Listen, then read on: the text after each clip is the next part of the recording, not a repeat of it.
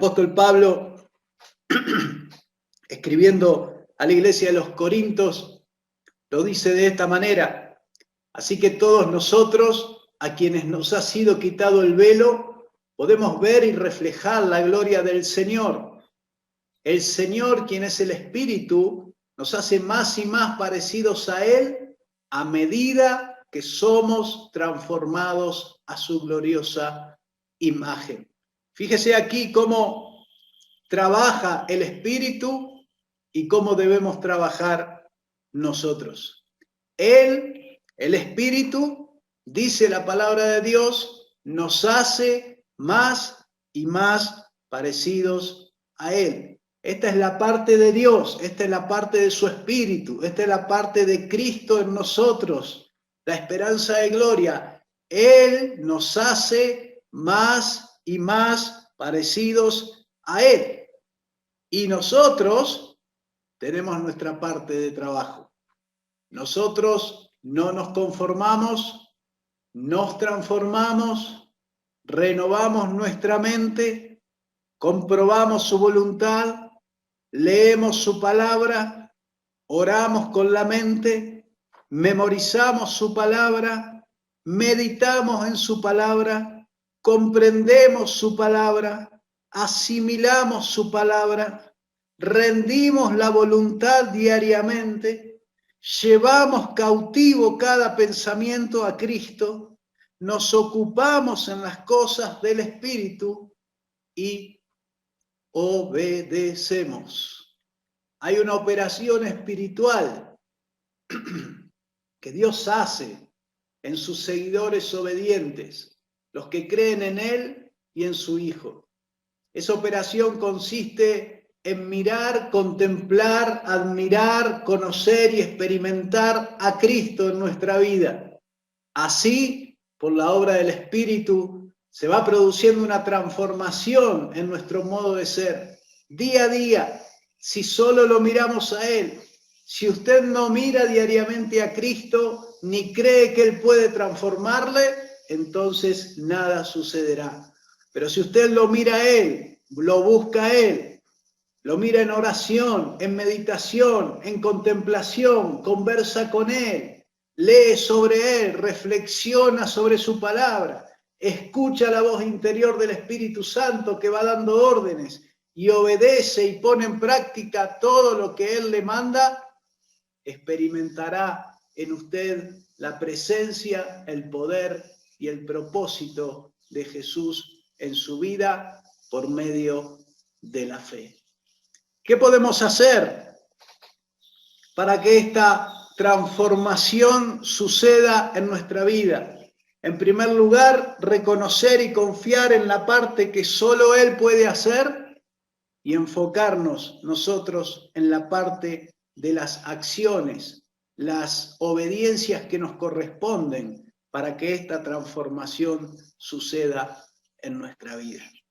¿Qué podemos hacer con la ayuda de Dios para renovar nuestra mente constantemente? En primer lugar, alimentar nuestra mente con lo que es de Dios. Dice el apóstol Pablo en Filipenses 4:8, todo lo que es verdadero, todo lo honesto, todo lo justo, todo lo puro, todo lo amable, todo lo que es de buen nombre, si hay virtud alguna, si algo digno de alabanza, en esto piensen. O sea que en primer lugar, Dios nos está mandando a ocupar nuestra mente en todo aquello que agrade a Dios. Y en segundo lugar, para renovar nuestra mente constantemente, debemos relacionarnos y caminar con aquellos que renuevan su mente constantemente.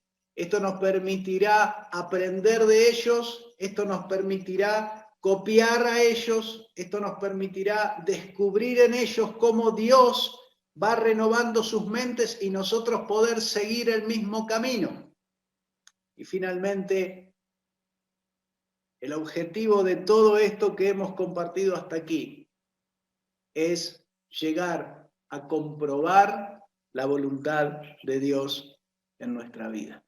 Comprueben la voluntad de Dios en su vida. Hasta aquí la palabra de Dios nos ha dicho, no se conformen a este mundo, transfórmense, renueven su mente. ¿Para qué Dios quiere que haga todas estas cosas? Dios quiere que hagamos estas cosas para que verifiquemos cuál es la voluntad de Dios, para que puedan entender y aceptar lo que Dios quiere.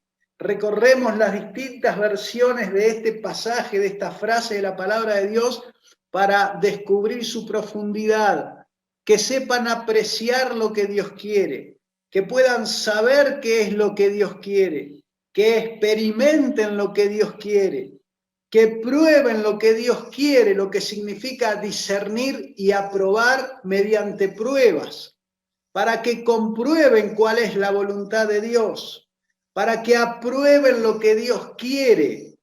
Aquí aprobar la voluntad de Dios significa comprender y estar de acuerdo con lo que Él quiere, con el fin de ponerlo en práctica. Y finalmente, comprueben cuál es la voluntad de Dios, el resumen final de lo que Dios busca a través de la transformación, la renovación de nuestra mente en nuestra vida. Esta voluntad de Dios que nosotros podemos verificar, comprobar en nuestra vida, es buena.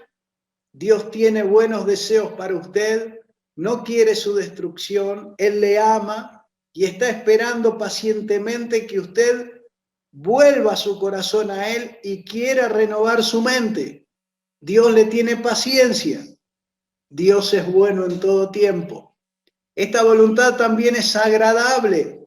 La voluntad de Dios le será agradable. Sabrá que la mejor forma de pasar por distintos momentos de su vida, aún por un valle de sombra de muerte, será en sus brazos. Nos deleitamos en su presencia. Su voluntad siempre va a ser agradable, aunque en nuestro entendimiento sea dolorosa. Y finalmente será perfecta, porque Dios no se equivoca, no comete errores. Su naturaleza es perfecta. Por lo tanto, no hay nada que nuestra limitada humanidad pueda discutir con el arquitecto de todas las cosas. La palabra utilizada aquí, perfecta, significa también maduro y completo, lo que está indicando que esta voluntad nos va a llevar a la plenitud y a la madurez en nuestra vida. La palabra de Dios dice específicamente, entonces, que debemos cambiar nuestra forma de pensar para que nuestra mente se renueve y podamos comprender la voluntad de Dios para nuestras vidas. Y por consecuencia, y aquí nos metemos en una parte clave de este seminario, por consecuencia, nosotros podamos comprender su propósito único para nuestra vida y nuestro ministerio. El corazón de la Biblia no es salvación. El corazón de la Biblia es propósito. Le voy a dar un ejemplo, porque salvación es el vehículo para cumplir propósito.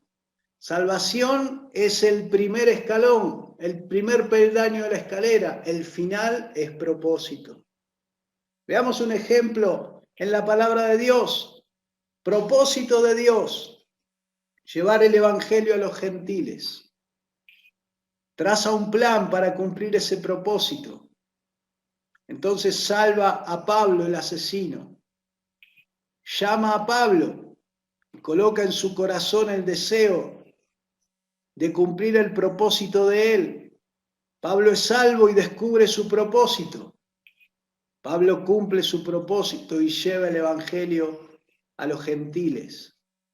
Finalmente, ¿el propósito era que Pablo simplemente sea salvo? No, ese era solo el primer escalón. El propósito era que Dios quería cumplir su propósito de llevar el evangelio a los gentiles. Y cuando Pablo cumple su propósito, Dios cumple el suyo. Salvación siempre es el vehículo para cumplir propósito. Dios te ha salvado para que a través de tu salvación descubras y cumplas tu propósito. Así lo dice la palabra de Dios claramente en Efesios capítulo 1. Dios nos ha bendecido con toda bendición espiritual, según nos escogió antes de la fundación del mundo. Nos adoptó como hijos mediante Jesucristo, conforme al deseo de su voluntad.